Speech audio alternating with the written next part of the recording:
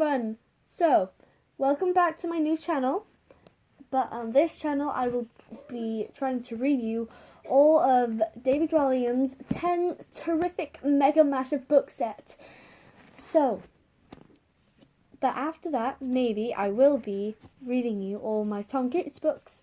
And before that, I will be gladly reading you the World's Worst Children books and World's Worst Teachers, the new one. So, let's head right into it. The first book that we have is Demon Dentist.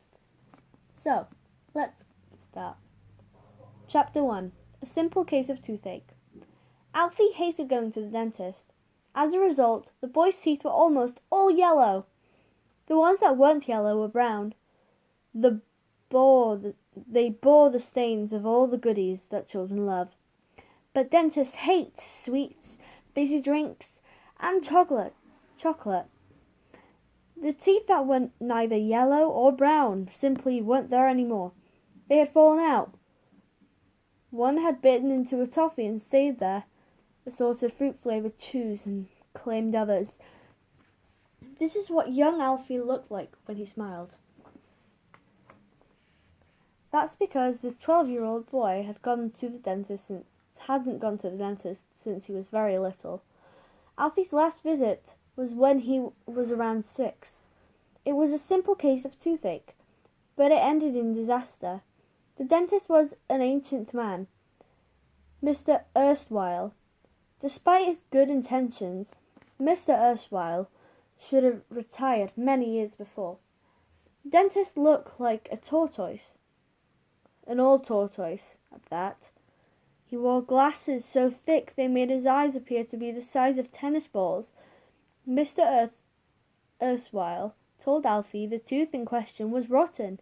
A filling wouldn't save it, and unfortunately he had no option but to take it out. The dentist yanked and yanked and yanked with his huge steel forceps, but the tooth wouldn't come. Mr. Erstwhile even rested his foot up on the chair by Alfie's head to lever himself against it to help wrench the wrenched tooth out. Still, it wouldn't come. The ancient dentist then enlisted the help of his even older dental nurse, Miss Prigg. Miss Prigg was instructed to hold on to him and tug as hard as she could. Even then the tooth wouldn't come. Soon the hefty receptionist, Miss Veal, was asked to step into the room to help. Miss Veal weighed more than Mr. Erstwhile and Miss Prigg put together. But even with all her ballast, the tooth wouldn't come out.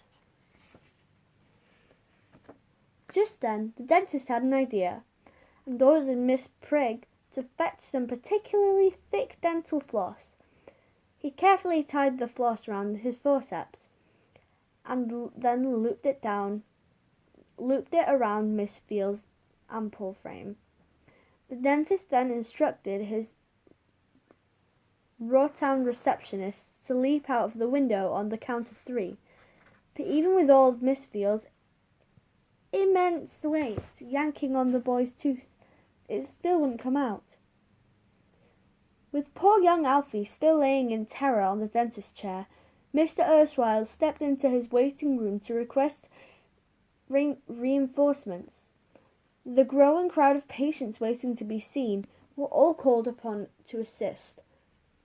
Young and old, fat and thin, the elderly dentist needed all the help he could get. Nevertheless, even with a lengthy human chain and an army of yankers, the tooth stayed. Well and truly put. By this time, poor little Alfie was in great distress. The pain of having his tooth pulled out was 100 times worse than the toothache. However, Mr. Erstwhile was determined to finish what he had started.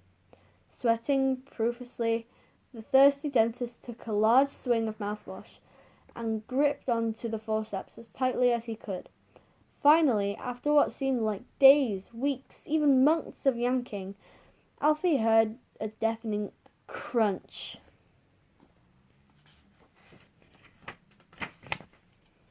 The dentist had gripped so hard he had crushed the tooth. It exploded into thousands of tiny fingermints inside Alfie's mouth.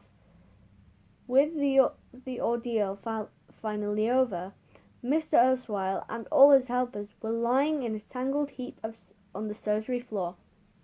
"Well done, everyone," he announced, as his assistant, Miss Prigg, helped him to his feet. "Oh, that tooth was a stubborn little blighter." Just then, Alfie realized something. He still had toothache. The dentist had taken out the wrong tooth.